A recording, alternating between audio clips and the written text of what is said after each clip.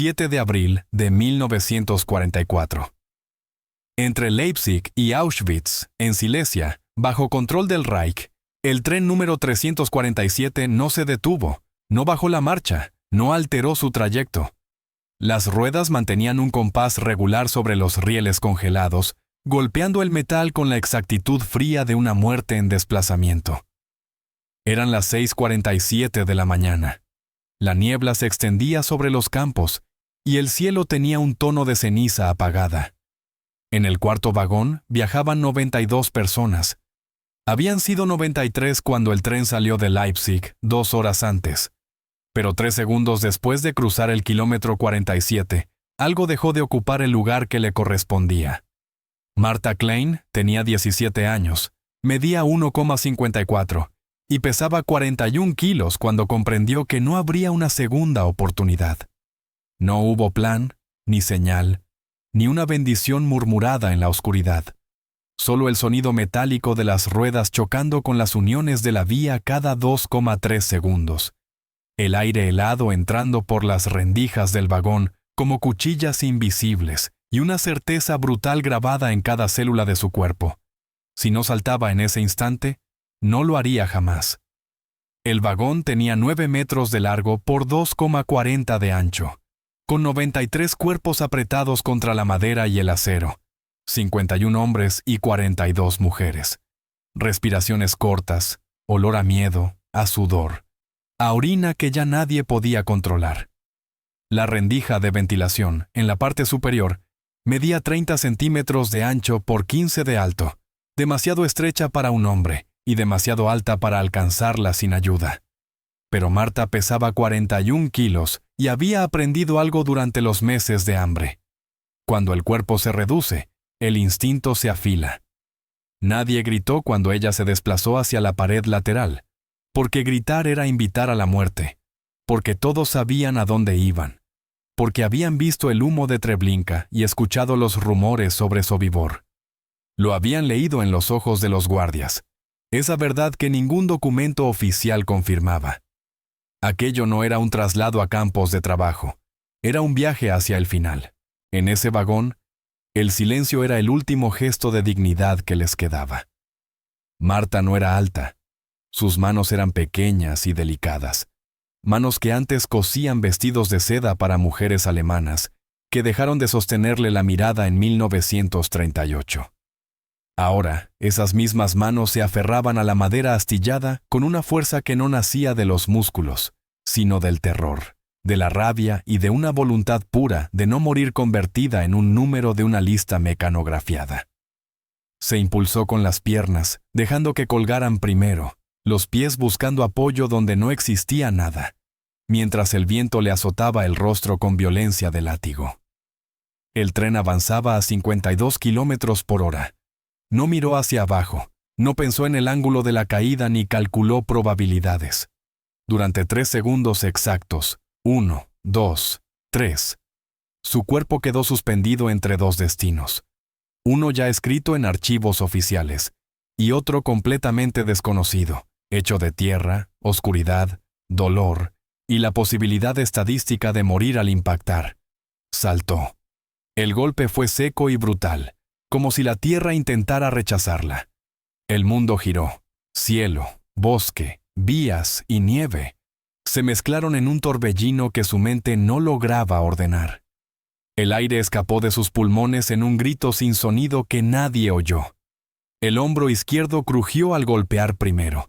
La mandíbula chocó contra una piedra enterrada en la nieve. La rodilla derecha se torció. Sintió el sabor metálico de la sangre llenándole la boca antes de comprender la verdad más simple y más dura de su vida. Estaba viva, y el tren siguió adelante. Las ruedas continuaron golpeando los rieles. Las 92 personas que quedaban dentro siguieron respirando en la oscuridad, sin saber que una de ellas ya no estaba allí, sin saber que el sistema perfecto acababa de fallar por primera vez en 174 kilómetros de vía férrea. Arriba, en el vagón de escolta, el recuento ya había comenzado. Era un procedimiento estándar. Se hacía cada 50 kilómetros, 3 verificaciones por transporte, Nunca fallaba, hasta ese momento. Cuarto vagón. Hombres, 51, mujeres, 42, dijo el soldado Karl Weiss, de 22 años, leyendo la lista mecanografiada que había revisado 3 veces antes de salir de Leipzig, a las 4:47 de la madrugada. El Untersturmführer Ernst Bauer alzó la mirada del escritorio móvil donde llevaba un registro meticuloso de cada transporte que había supervisado desde marzo de 1943.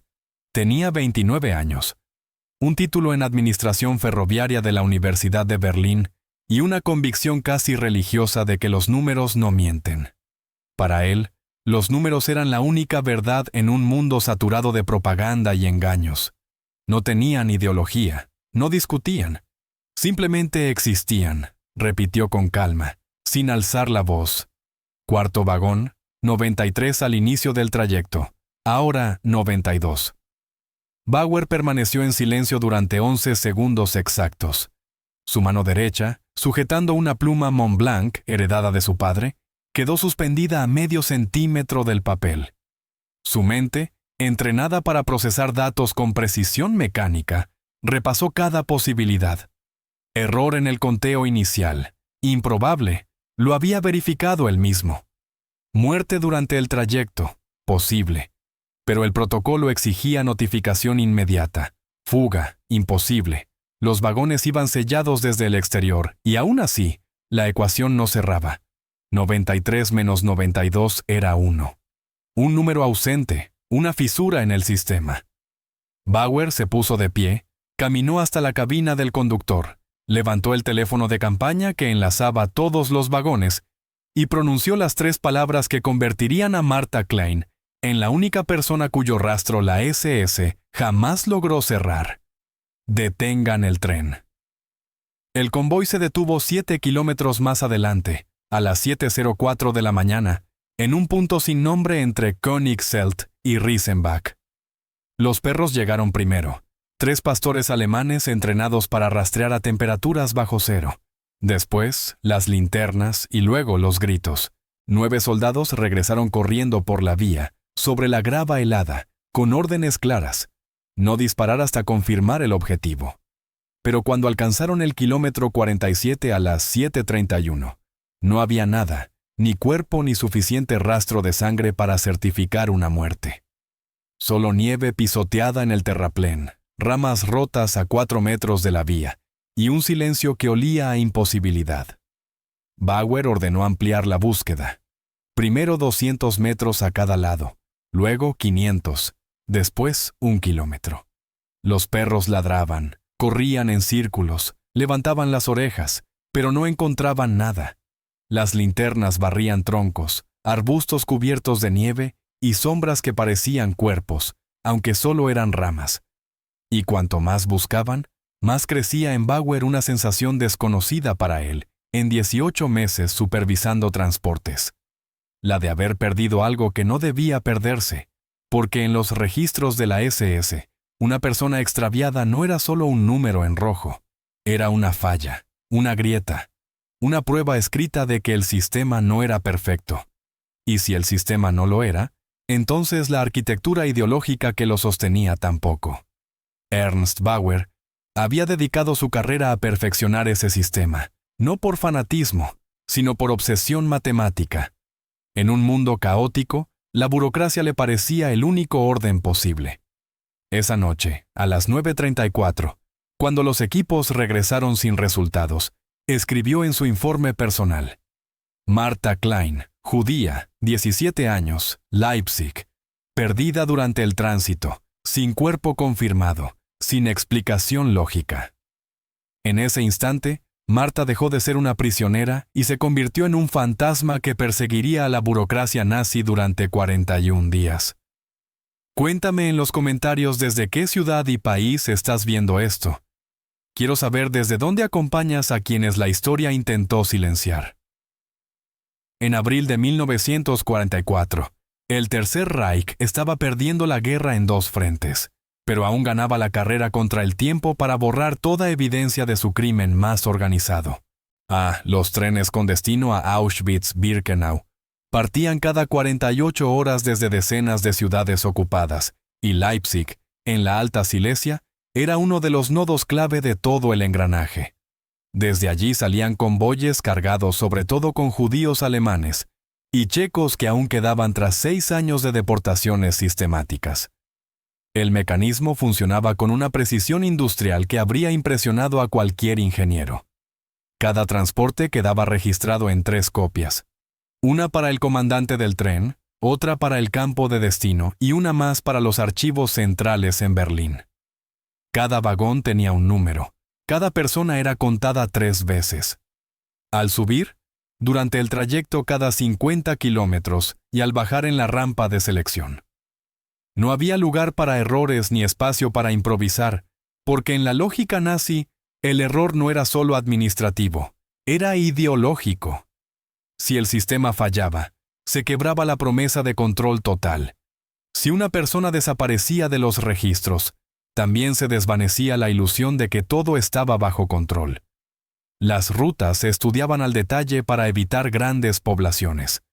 Los trenes cruzaban bosques densos, campos abiertos sin testigos y aldeas pequeñas donde la gente había aprendido a no mirar, a cerrar las cortinas al oír el sonido familiar de las ruedas, a fingir que ese ruido metálico no era lo que todos sabían que era, el sonido del exterminio en movimiento. Entre 1942 y 1944, unas 437,000 personas fueron deportadas desde la Alta Silesia a los campos de exterminio. Menos del 3% sobrevivió. Los registros eran meticulosos, los números exactos, los archivos completos, salvo por una sola línea en blanco, un nombre sin resolución. Martha Klein había nacido el 17 de marzo de 1927 en Leipzig, hija de Moses Berg, un sastre con taller en la Olauer Straße, y de Ruth Lowenstein, profesora de piano que daba clases privadas en la Gartenstraße. Vivían en un departamento de 3 habitaciones, en el segundo piso de un edificio de ladrillo rojo, donde los domingos olía a pan trenzado y canela. Y los viernes, antes del anochecer, Ruth encendía 2 velas que proyectaban sombras inquietas en las paredes. Marta era la menor de 3 hermanos. Jacob tenía 21 años y estudiaba medicina en la universidad. Esther, de 19, trabajaba en la tienda de su padre, cosiendo dobladillos con una precisión que Moses siempre elogiaba. La pequeña Marta heredó las manos hábiles de su padre, el oído perfecto de su madre y una costumbre que Ruth notaba siempre: observar en silencio antes de hablar. «Piensas demasiado», le decía su madre con una sonrisa. «Pienso lo necesario», respondía Marta. En 1938, con 11 años, vio como 3 hombres con brazaletes rojos pintaban una estrella amarilla en la puerta de su casa. No preguntó qué significaba, ya lo sabía, porque los niños judíos en Alemania no necesitaban que nadie les explicara el odio. Lo aprendían en las miradas de los compañeros que dejaban de hablarles, en los maestros que ya no los llamaban por su nombre, en las tiendas con carteles de «judíos no bienvenidos». Esa noche, su padre cerró todas las cortinas y reunió a la familia en la cocina. «A partir de ahora», dijo Moses con voz tranquila pero firme, «debemos ser invisibles, no llamar la atención, no responder a provocaciones. Sobrevivir es más importante que tener razón». Marta tenía 11 años y lo entendió perfectamente. Habían entrado en modo supervivencia. En noviembre de 1938, durante la Kristallnacht, destrozaron la sinagoga donde su familia había rezado durante 3 generaciones. Quemaron 267 sinagogas en toda Alemania y arrestaron a 30,000 hombres judíos. El padre de Marta no fue uno de ellos, solo porque se escondió en el sótano de un vecino no judío, que aún recordaba cómo Moses le había regalado un traje de bodas cuando no tenía dinero para pagarlo. Una deuda de tela y costuras le salvó la vida esa noche. En 1941, su padre fue enviado a un campo de trabajo forzado en Gross-Rosen, a 60 kilómetros al oeste de Leipzig.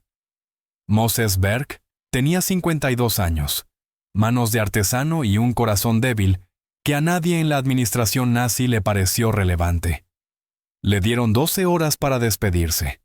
Abrazó a su esposa, besó a sus 3 hijos y antes de irse, le dijo a Marta: «Recuerda que ser judía no es una debilidad. Es la prueba de que venimos de gente que sobrevivió cosas imposibles. Tú también sobrevivirás». Fueron sus últimas palabras. Nunca volvió a verlo. Moses Berg murió de neumonía en Gross-Rosen el 4 de febrero de 1942, apenas 3 semanas después de su llegada. Su fallecimiento quedó asentado en el informe médico número 1847 del campo, con una causa fría y literal: insuficiencia respiratoria por exposición prolongada. En la práctica, lo obligaron a trabajar 14 horas diarias a temperaturas bajo cero, sin ropa adecuada, hasta que el cuerpo simplemente cedió. En 1942, Jacob, el hermano mayor de Marta, desapareció tras un control policial rutinario en la Schweigt-Nitzer Straße. Tenía 22 años, llevaba sus documentos en regla y caminaba hacia la casa de un amigo cuando 2 agentes lo detuvieron para verificar papeles. Nunca regresó. No hubo carta, no hubo cuerpo, no hubo tumba, solo un espacio vacío en la mesa de los viernes que nadie se atrevía a nombrar, pero que todos miraban.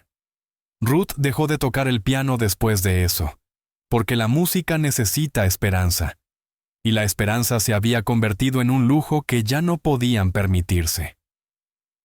En noviembre de 1943, las autoridades cerraron la sastrería de la familia Berg mediante un decreto de 3 líneas: negocio judío, liquidación obligatoria, propietarios desalojados. Les concedieron 48 horas para empacar 20 kilos de pertenencias por persona.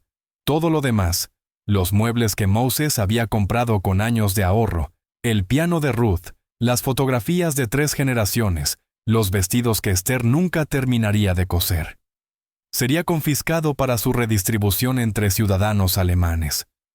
Marta eligió un abrigo de lana gris que había pertenecido a su abuela, una fotografía de sus padres el día de la boda, y un libro de poemas de Heinrich Heine que su madre le regaló al cumplir 15 años. En la primera página había una dedicatoria manuscrita: para Marta, que piensa antes de hablar y observa antes de actuar. Que estas palabras te recuerden que existe belleza incluso en los tiempos más oscuros. No sabía que jamás volvería a ver ese libro, que lo perdería en algún punto entre el salto y el impacto, que la belleza de Heine quedaría enterrada bajo la nieve de la Alta Silesia. Fueron trasladadas al gueto temporal de Leipzig, un edificio de 4 pisos sin calefacción en la Wallstraße, donde 340 personas aguardaban el transporte a los campos. Marta, su madre Ruth y su hermana Esther compartían una habitación de 18 metros cuadrados con otras 19 mujeres.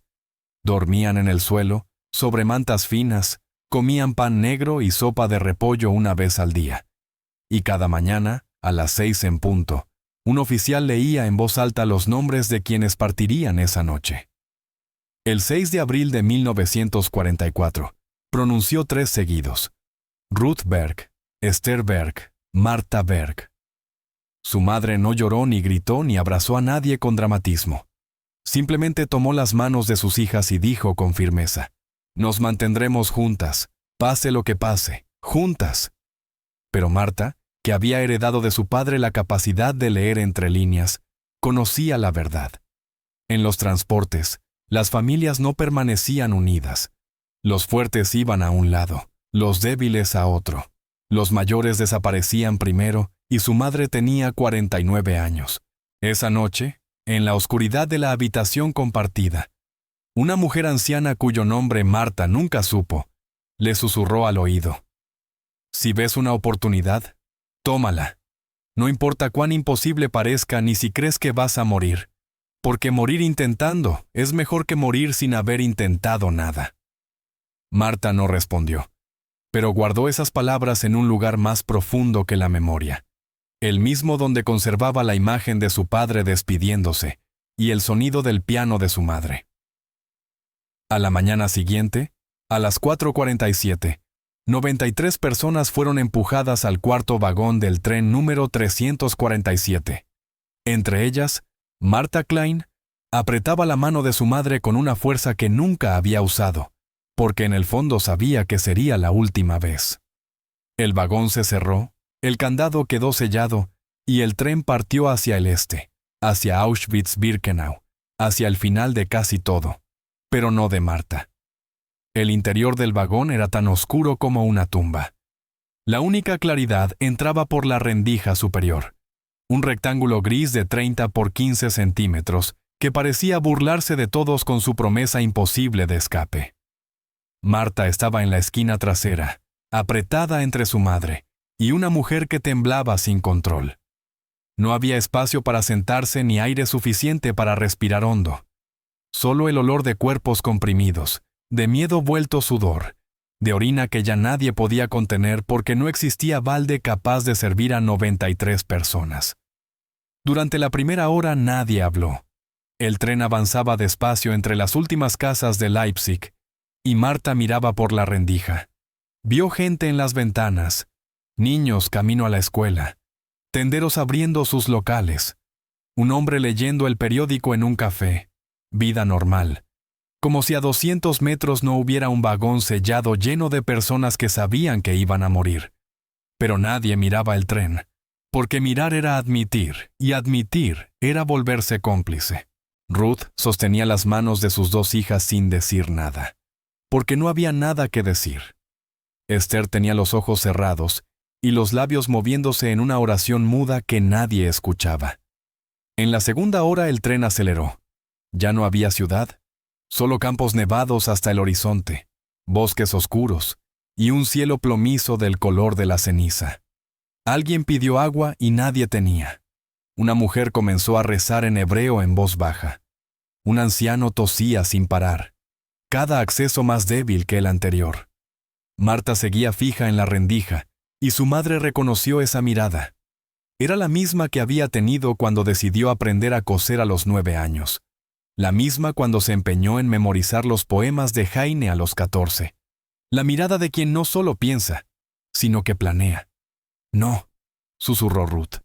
Marta no respondió. Marta. No, mamá, dijo sin apartar los ojos. ¿Recuerdas lo que papá me dijo antes de irse? No hagas esto. Dijo que iba a sobrevivir, y voy a sobrevivir. No de esa forma. ¿De qué forma entonces?, preguntó Ruth. Y al cerrar los ojos las lágrimas le corrieron por el rostro cubierto de polvo. Si saltas, vas a morir. Si no salto, voy a morir de todos modos. Al menos así. La frase quedó inconclusa. Fue la última conversación completa que tuvieron.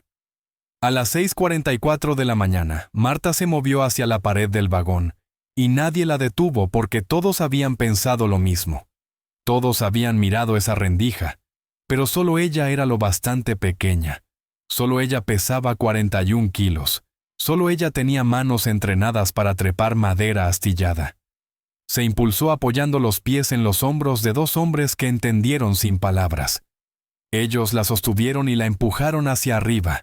Sus manos alcanzaron el borde. La madera le abrió las palmas. Sintió la sangre antes que el frío del exterior. Y entonces vio el mundo de afuera. Bosque, nieve. Libertad a 52 kilómetros por hora. Abajo, su madre gritó su nombre una sola vez y luego guardó silencio, porque comprendió que gritar más sería condenarla. Marta metió primero los brazos por la rendija, luego la cabeza.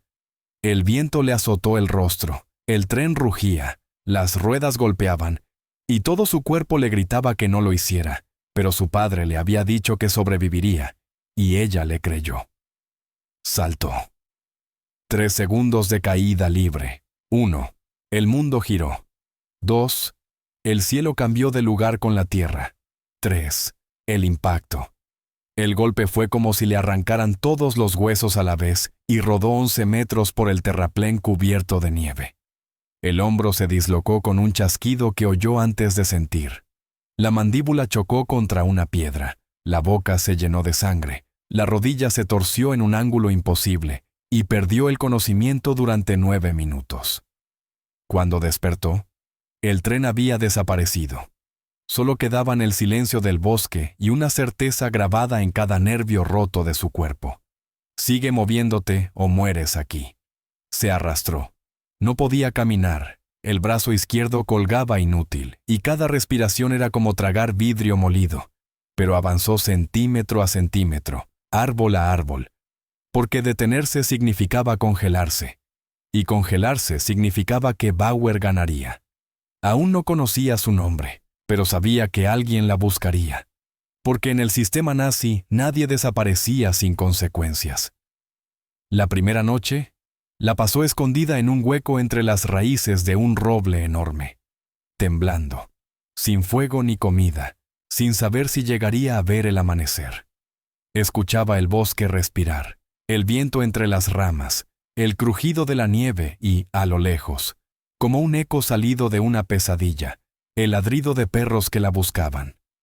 La segunda noche encontró un granero abandonado a 3 kilómetros de la vía. Las paredes estaban llenas de agujeros y el techo goteaba, pero había paja seca, y la paja significaba calor. Se enterró en ella como un animal herido, y durmió un sueño lleno de pesadillas, en las que su madre gritaba su nombre una y otra vez. Durante 11 días, Marta se movió solo de noche, y aprendió a caminar en la oscuridad sin hacer ruido. Evitaba caminos y luces. Bebía agua de arroyos congelados que le quemaban la garganta y comía lo que encontraba. Raíces arrancadas con las uñas, corteza masticada hasta volverse pulpa, nieve mezclada con tierra que le provocaba náuseas, pero la mantenía viva. Su cuerpo se transformó en algo que ya no reconocía cuando se veía reflejada en charcos helados. 37 kilos, el rostro gris como ceniza, los labios agrietados que sangraban al intentar hablar. Sin embargo, sus ojos seguían vivos, porque la supervivencia no era una decisión consciente, sino un instinto más antiguo que cualquier ideología, más viejo que el odio y más viejo que la guerra. El tercer día escuchó voces en alemán a menos de 100 metros y se ocultó en un arbusto durante 6 horas sin moverse. Los soldados pasaron tan cerca que pudo oler el tabaco de sus cigarrillos. El quinto día, el dolor del hombro dislocado fue tan intenso que perdió el conocimiento 2 veces. Se lo recolocó sola, apoyándolo contra un árbol y empujando con todo su peso. Y el chasquido fue espantoso, aunque el alivio llegó de inmediato. El séptimo día encontró una cabaña de cazadores abandonada con 3 latas de sopa de guisantes fechadas en 1941. Las abrió con una piedra y comió con los dedos directamente de la lata, la primera comida real en una semana, y lloró mientras comía, no por alivio sino por rabia, porque su madre nunca volvería a probar sopa de guisantes. El día 12 alcanzó una aldea llamada Estriegau, antes del amanecer. Las calles estaban desiertas y vio una iglesia católica con la puerta entreabierta y una luz tenue en el interior. Y tomó la decisión más arriesgada desde el salto: entrar. Un sacerdote anciano preparaba el altar para la misa de las 6. Se llamaba Padre Matthias Schriever. Tenía 61 años, el cabello blanco como la nieve, las manos temblorosas por la artritis, y llevaba 19 meses escondiendo judíos en el sótano de la iglesia. Hasta entonces había salvado a 14 personas. Todas seguían vivas y todas, salvo una, habían conseguido documentos falsos para huir hacia territorios liberados. Cuando vio a Marta en la puerta, cubierta de suciedad, sangrando, temblando y apenas capaz de mantenerse en pie, no preguntó su nombre ni de dónde venía ni qué había hecho. Solo dijo con voz tranquila: «¿Tienes hambre?». Marta asintió, incapaz de hablar, porque no había usado su voz en 12 días. «Entonces come primero y luego duerme. Lo demás lo veremos después». Ese después duró 47 días. Marta permaneció oculta en una habitación detrás del altar, pequeña como un armario, con una ventana que daba al cementerio. El padre Matías le curó el hombro con vendajes y compresas calientes. Le dio ropa limpia que había pertenecido a su sobrina, muerta de tuberculosis en 1940, y le enseñó a rezar en latín para que, si alguien entraba de improviso, pudiera pasar por una novicia que estudiaba para tomar los votos. Pero cada noche Marta tenía la misma pesadilla. Estaba de nuevo en el vagón, el tren avanzaba, su madre gritaba su nombre. Y cuando intentaba saltar otra vez, sus manos no alcanzaban la rendija. Quedaba atrapada y el tren seguía hacia Auschwitz, hacia la rampa, hacia las cámaras. Despertaba gritando y el padre Matías acudía con una vela y una taza de té de tilo. «Los sueños no pueden matarte», decía con suavidad. «Solo recordarte que sigues viva». El 29 de mayo de 1944, el padre Matías consiguió para ella documentos falsos, un falsificador en Cracovia, un impresor polaco llamado Jerzy Kowalski, que cobraba 200 marcos por identidad. Había construido una vida completa en papel. Nombre, Anna Bergman. Edad, 19 años. Origen, Múnich, Baviera. Religión, católica. Ocupación, estudiante de enfermería. Destino laboral, auxiliar en un hospital de campaña cerca de Cracovia. «No es perfecto», le advirtió el padre Matías. «Si alguien investiga a fondo, descubrirá que Anna Bergman no existe. Pero en tiempos de guerra nadie tiene tiempo para investigar a fondo. Hay demasiados muertos reales como para preocuparse por vivos falsos». Marta sostuvo los papeles con manos temblorosas. No eran solo documentos. Eran un pasaje de regreso a la existencia. La posibilidad de volver a ser alguien con nombre y apellido, y no un número perdido en los archivos de la SS. «¿Por qué haces esto?», le preguntó ella. Matías sonrió con el cansancio de quien ha visto demasiada maldad, y aún así, insiste en buscar bondad. «Porque si no lo hago, ¿qué sentido tiene ser sacerdote? ¿Qué sentido tiene creer en un Dios que nos pide amar al prójimo si no lo hacemos cuando más importa?» Marta lo abrazó sin fuerza, con esa gratitud silenciosa de quien comprende que hay personas dispuestas a arriesgar su vida por extraños.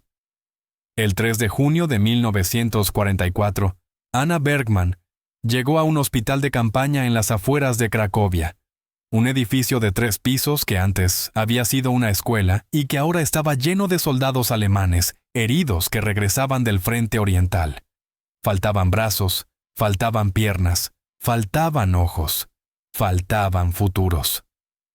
Ana trabajaba en el turno nocturno, limpiaba heridas gangrenadas, cambiaba vendajes empapados de pus y sangre. Sostenía las manos de muchachos de 19 años que llamaban a sus madres antes de morir. Y nadie sospechó nada porque hablaba poco, no hacía preguntas y no llamaba la atención. Cuando alguien le preguntaba de dónde era, respondía con una sonrisa tímida. De un lugar que ya no existe, y técnicamente no mentía. En Leipzig, Ernst Bauer seguía buscando. Durante los primeros 23 días después del escape, envió equipos cada vez que un transporte pasaba cerca de la zona, interrogó a 47 campesinos, ofreció recompensas de 500 marcos por información y amenazó con arrestos. Los perros rastrearon 14 kilómetros cuadrados de bosque y las patrullas revisaron 31 granjas, 18 sótanos y 12 establos sin encontrar nada. El 15 de mayo de 1944 recibió una orden directa del Hauptsturmführer Wilhelm Krauss, caso Martha Klein, cerrado por fallecimiento no confirmado. No se autoriza búsqueda adicional, recursos reasignados a transportes prioritarios. Bauer obedeció, pero en su archivo personal guardó una carpeta manila con el nombre Martha Klein, escrito a mano en letras mayúsculas. Dentro había fotografías del lugar, mapas de la zona, listas de interrogatorios y una sola anotación en la última página. Nunca encontrada, nunca explicada. Primera falla documentada en 18 meses de servicio. Esa carpeta fue hallada en 1947 por investigadores británicos durante el proceso de desnazificación y se convirtió en uno de los documentos más estudiados de la posguerra, no porque demostrara un crimen, había miles que lo hacían, sino porque probaba algo más inquietante, que alguien había logrado escapar de un sistema diseñado para no permitir escapes. Los historiadores analizaron rutas, testimonios, fechas y probabilidades, y llegaron a una conclusión incómoda. Martha Klein saltó de un tren en movimiento a 52 kilómetros por hora. Sobrevivió a una caída de varios metros. Evadió búsquedas de la SS durante 23 días con perros entrenados. Cruzó 43 kilómetros de territorio ocupado con un hombro dislocado y desapareció dentro de una red de documentos falsos, sin dejar un rastro rastreable. La probabilidad estadística, según el análisis del Dr. Kerman Weisse de la Universidad de Heidelberg en 1953, era del 0,4%. Pero ocurrió. Otto Hahn, el soldado que realizó el primer conteo, escribió en su diario personal el 19 de abril de 1944. Hay algo extraño en este caso. No es que la chica haya escapado, es que desapareció, como si la propia tierra se la hubiera tragado. Bauer está obsesionado, revisa los informes cada noche y dice que no puede cerrar un caso sin cuerpo. Yo creo que no puede cerrarlo porque representa su primera falla. Y para hombres como él, una falla es peor que 1000 muertes. Y en cierto modo, así fue. Porque Martha Klein no murió en la caída, no murió de frío, no murió de hambre ni de infección. Murió solo en los registros nazis, mientras seguía viva, respirando, sangrando, sobreviviendo. La guerra terminó el 8 de mayo de 1945, y Anna Bergman seguía trabajando en el hospital de Cracovia cuando las tropas soviéticas entraron en la ciudad disparando al aire para celebrar. Ella no celebró, no lloró ni abrazó a nadie. Simplemente continuó trabajando. Porque trabajar significaba no pensar, y no pensar significaba no recordar el vagón, el salto, a su madre gritando su nombre. Pasaron 3 meses antes de que se atreviera a decir su nombre real en voz alta. Fue un día de agosto, estaba sola en el almacén de suministros, y de pronto, como si alguien le hubiera dado permiso, dijo: «Mi nombre es Martha Klein». Lo repitió. «Mi nombre es Martha Klein», y otra vez, hasta que dejó de sonar extraño y volvió a ser verdad. Después se lo dijo a una enfermera polaca llamada Cristina, que se había convertido en su única amiga. Cristina lloró porque también era judía, porque también había sobrevivido con papeles falsos, y porque ambas entendían el precio de seguir vivas cuando casi todos los demás estaban muertos. En septiembre de 1945, Martha escribió su nombre en un formulario de búsqueda de sobrevivientes del Holocausto, administrado por la Cruz Roja Internacional. Era una hoja amarillenta con 47 líneas que pedían nombre, fecha de nacimiento, último lugar de residencia, nombres de familiares, y la última vez que los había visto con vida. Tardó 6 meses en recibir respuesta. Moses Berg, padre, muerto en el campo de concentración de Gross-Rosen el 4 de febrero de 1942, causa neumonía. Ruth Berg, madre, muerta en Auschwitz-Birkenau el 9 de abril de 1944, seleccionada a la llegada, cámara de gas sin número de prisionera asignado. Jacob Berg, hermano, muerto entre Treblinka y otros traslados, fecha exacta desconocida, estimada entre agosto y octubre de 1942. Esther Berg, hermana, muerta en Auschwitz-Birkenau el 9 de abril de 1944, seleccionada a la llegada, cámara de gas sin número asignado. Las 92 personas del cuarto vagón del tren número 347 fueron asesinadas entre el 7 y el 9 de abril de 1944.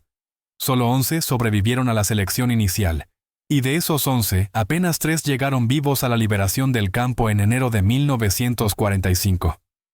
Martha Klein fue la única del transporte que nunca llegó, la única que escapó del sistema, la única cuyo nombre figuraba en los registros de salida, pero no en los de llegada. Y esa línea en blanco se convirtió en su legado involuntario, la prueba de que el sistema podía fallar. Cuando leyó los resultados, no lloró ni gritó. Cerró los ojos y durante un instante interminable, volvió a estar en el vagón. Volvió a sostener la mano de su madre y a escuchar su voz diciendo no, mientras trepaba hacia la rendija. Y entonces, entendió la verdad más brutal de su supervivencia. No sobrevivió por ser más fuerte, ni más lista, ni por tener más derecho a vivir. Sobrevivió porque durante 3 segundos eligió lo imposible en lugar de lo inevitable. Y sus 92 compañeros de vagón no tuvieron esa opción. En 1947, Marta emigró a Argentina. Era una de las 300.000 personas que sobrevivieron al Holocausto y buscaban empezar de nuevo en lugares donde nadie conociera sus nombres ni sus historias.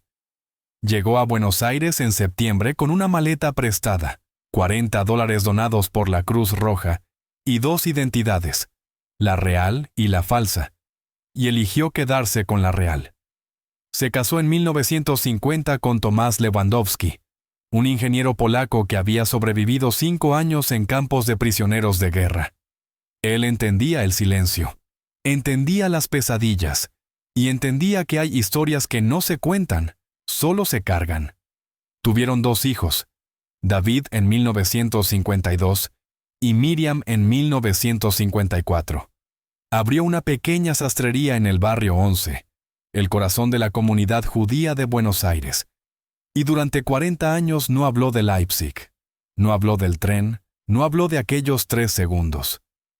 Sus hijos crecieron sin saber que su madre había saltado de un tren nazi.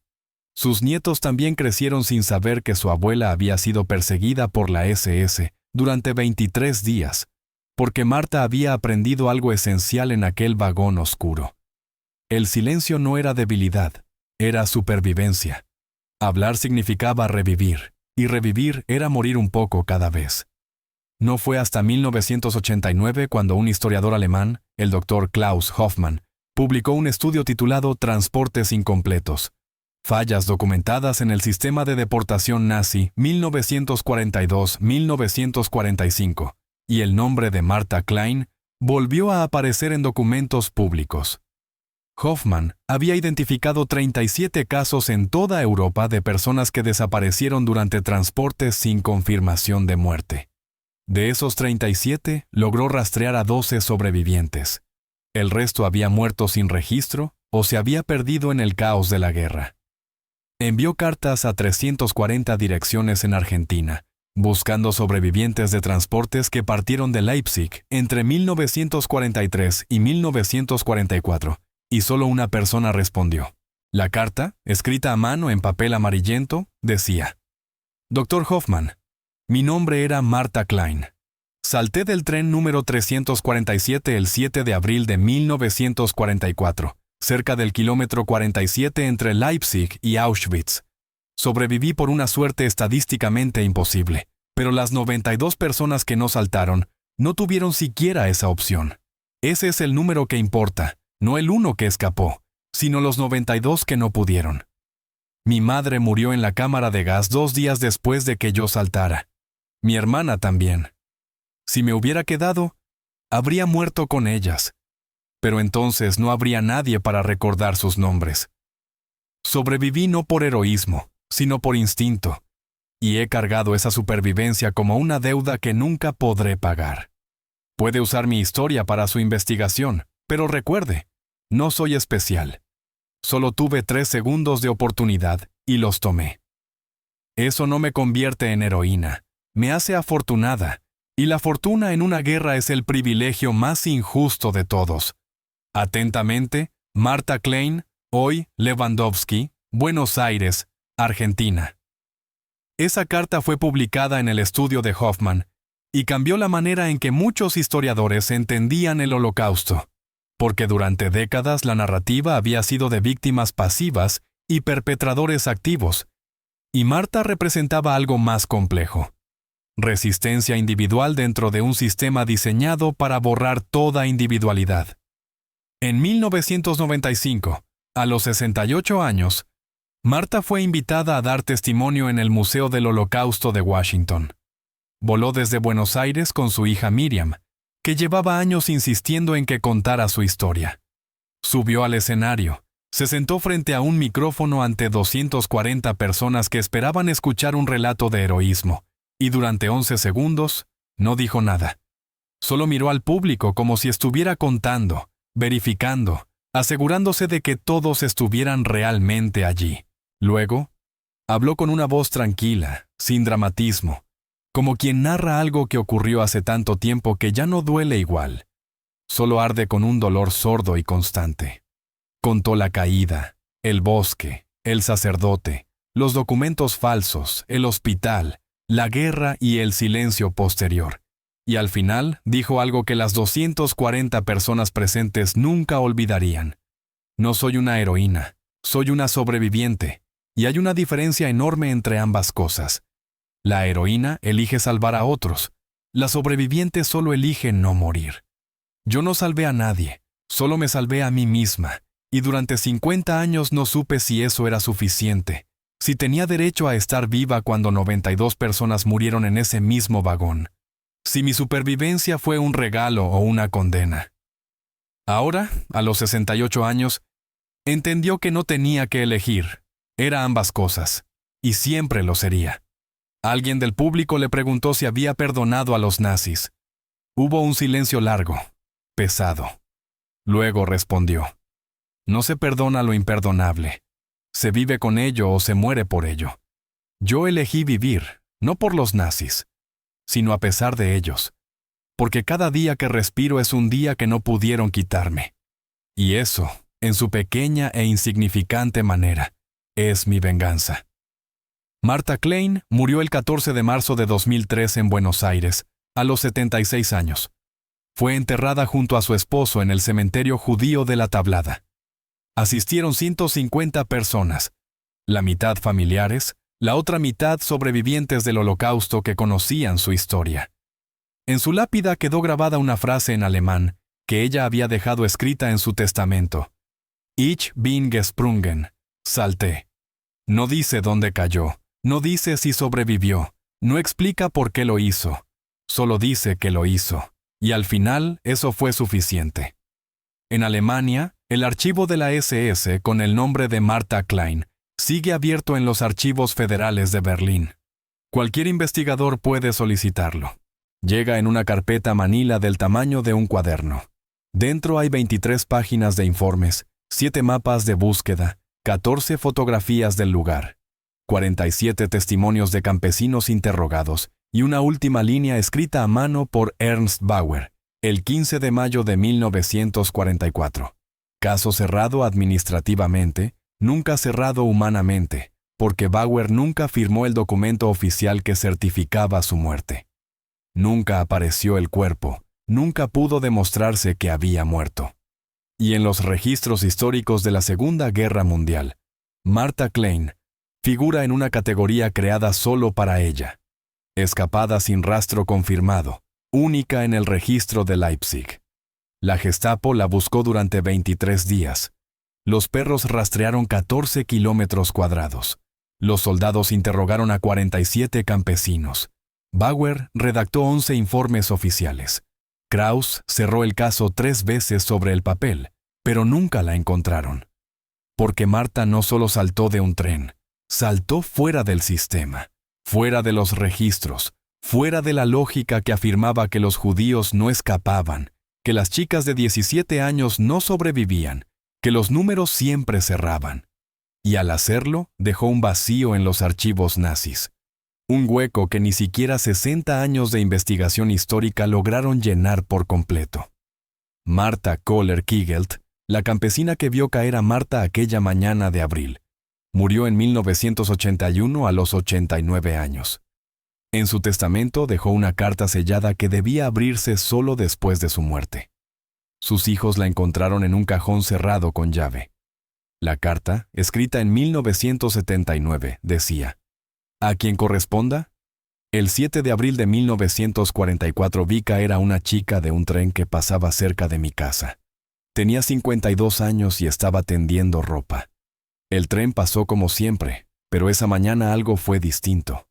Vi el cuerpo caer, vi cómo rodaba por el terraplén, vi cómo desaparecía en el bosque. No denuncié, no ayudé, no hice nada. Durante 37 años he vivido con esa imagen, con la pregunta de si sobrevivió, con la culpa de haber guardado silencio. No sé si hice lo correcto. Tal vez mi silencio la salvó. Tal vez mi silencio me convirtió en cómplice. Pero si ella sobrevivió, quiero que sepa esto. Alguien la vio. Alguien supo que estuvo allí y alguien guardó su secreto. no por valentía, sino porque en ese momento el silencio fue lo único humano que pude hacer. La carta fue entregada al Museo del Holocausto de Berlín en 1983. 2 años después, durante una conferencia sobre testimonios civiles en la guerra, alguien se la mostró a Marta. Ella la leyó en silencio. No dijo nada durante varios minutos. Solo sostuvo el papel con las manos temblorosas y luego cerró los ojos. Y por un instante imposible de medir, volvió a ser la chica de 17 años cayendo del tren. Sintió el viento, el miedo, la certeza absoluta de que no había otra opción y entonces abrió los ojos y sonrió. «Sobreviví», dijo en voz baja. Ella guardó mi secreto y yo seguí viva porque había seguido viva. No solo al salto, no solo al bosque, no solo a la guerra, no solo al hambre, no solo a las pesadillas. Había sobrevivido al olvido. Hay historias que terminan en victorias, otras que acaban en derrotas, y algunas que concluyen con un vacío que nadie logra explicar del todo. La de Marta Klein pertenece a estas últimas. No hay estatuas con su nombre, no hay calles que la recuerden ni películas de Hollywood. Solo un archivo incompleto en un museo alemán, una lápida en Buenos Aires con 3 palabras en alemán y una pregunta que la SS nunca pudo responder con certeza. ¿Cómo una chica de 41 kilos desapareció en plena marcha de un sistema diseñado para que nadie desapareciera sin dejar rastro? La respuesta está en esos 3 segundos que nadie vio, en la caída que nadie registró, en el silencio de una campesina que eligió no hablar, en la bondad de un sacerdote que decidió arriesgar su vida, en la mano de un impresor polaco que por 200 marcos fabricaba identidades, y sobre todo, en la voluntad de una joven que eligió el vacío antes que la certeza de la muerte. En esos 3 segundos, Marta dejó de ser un número en una lista y se convirtió en el fantasma que persiguió a Ernst Bauer hasta su muerte en 1979, porque Bauer nunca dejó de buscarla, ni durante la guerra ni después. En 1963, ya retirado y viviendo bajo un nombre falso en Múnich, trabajando como contador en una empresa ferroviaria, una ironía que no pasó desapercibida, recibió una carta anónima. No tenía remitente ni firma, solo 3 palabras escritas a mano en alemán: Ich bin gesprungen, salté. Bauer guardó la carta en un cajón de su escritorio. Nunca la mostró ni habló de ella, pero cada noche, antes de dormir, abría ese cajón, miraba esas 3 palabras y comprendía la verdad que había intentado ignorar durante 19 años. No había perdido a Marta Klein por un error administrativo. Ella había ganado. Ganó porque siguió viva cuando el sistema decía que debía morir. Ganó porque desapareció de registros que se suponían infalibles. Ganó porque cada día que respiraba demostraba que el sistema perfecto no lo era. Y esa fue la única derrota que Bauer jamás pudo borrar de sus archivos personales. Murió en 1979 de un infarto, solo en un pequeño departamento de Múnich, sin familia ni amigos, rodeado de expedientes perfectamente ordenados que nadie quiso heredar. Entre sus pertenencias se encontraron la carpeta Manila con el nombre Marta Klein y la carta anónima de 3 palabras. Nadie supo qué hacer con ellas, y las enviaron a los archivos federales, donde permanecen hasta hoy, abiertas para cualquiera que quiera leer sobre la única persona que la SS de Leipzig nunca logró cerrar en sus registros.